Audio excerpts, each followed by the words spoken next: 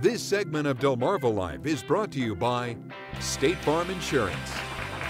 Well, we've certainly been spoiled recently with some very mild temperatures, although it's starting to feel like winter again today. Yeah, now technically we've still got another month and a half of winter left, so snowstorms, freezing temperatures are still a very real possibility. As a matter of fact, we're supposed to hit the mid-teens this weekend. So joining us today to tell us more about what we can do to keep in mind before the next winter blast hits, State Farm agent, this is from Delmar, Eric James. Eric, thanks for joining us today. Thanks for having me. Temperature drops, we hear about this all the time. I think I've dealt with it once or twice. We hear about frozen pipes.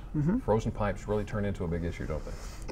Yeah, they can be. Actually, the average pipe loss is about $15,000, and a lot of times it encompasses the things that people don't think of: replacing the floor, the carpet, the padding under the floor, anything underneath the house in the crawl space, etc.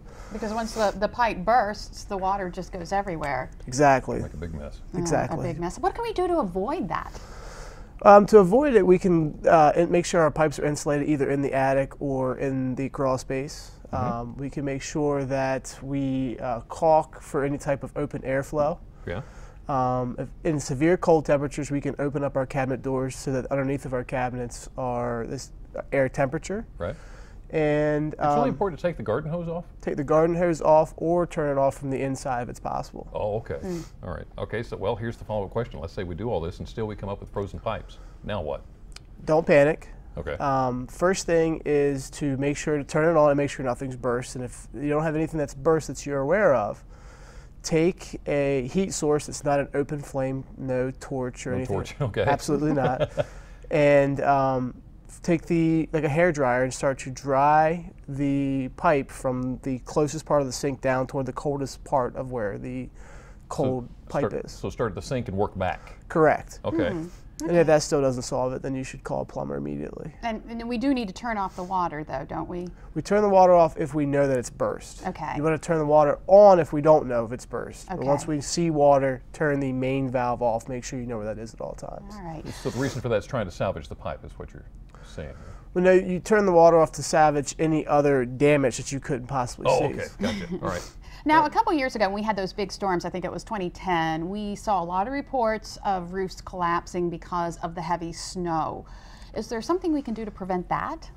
Yeah, make sure that your attic is properly insulated. Most of the time, attics aren't insulated, so making sure you add a layer of insulation. And also, you can also have it heated. And by having your attic heated, the heat will cause a warm temperature on your roof, shingles, etc., what type of roof is, and prevent roof or snow from forming. Right. Now, if we do get a bunch of snow stacked up there, we don't want to go up there to try to get it off, do we? No, it's a very dangerous thing to do. It's recommended that you have a professional handyman go out who's licensed and has a bond and can go out and take care of that for you. Insurance and all that. Yeah, make sure they are insured. Okay, so what are some signs to indicate that our roof is in danger of collapsing?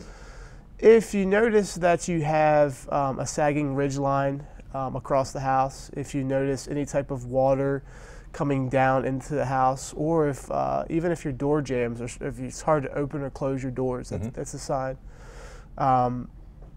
Creaking sounds. That would do it, wouldn't it? Yeah. Absolutely. I feel like it was in a bad movie. And cracked interior walls. I got a couple of those, and I don't know if it was because of previous snow damage settling or what? not. Yeah, might be something like that. All right, something else, and I just heard about this recently. Ice dams. Yes. What can you tell me about an ice dam?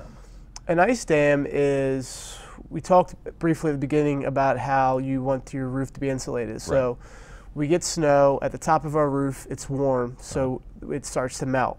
And then it gets to the eave of the house where there is no type of insulation. Right. And it refreezes. And over time, days, 2 or 3 days, as temperature rises and falls, ice dams begin. And you can tell by either having large icicles coming down the front of the house, or you'll see bulges of ice coming off of the front of the house. Not safe at all. Wow. No, All ma'am. right, Eric, thank you so much. Good information to know. Hopefully we won't get that much snow. Appreciate that, Eric. Thank you. And if you'd like more information from State Farm Insurance on how to keep your home safe during the winter, go to delmarvalife.com and click on the show tab. And you also need to be prepared for power outages when bad weather hits. Many of you were left in the dark last night and into this morning because of the strong winds and storms. Up next, how you can be ready when the lights go dark. But first, Monty Python's Spamalot's coming to the Wicomico Youth and Civic Center in Salisbury on Tuesday, and we're giving away a pair of tickets every day for the next several days. To find out how you can win, go to DelmarvaLife.com. You'll find a tab right there at the top of the website. It says Show. Click on that Show tab. You'll be able to find a complete set of rules as well as how you can enter. It's that easy, and we want to send you the show. Congratulations to today's winner, Linda Miller of Millsboro in Sussex County. Linda, have fun at the show.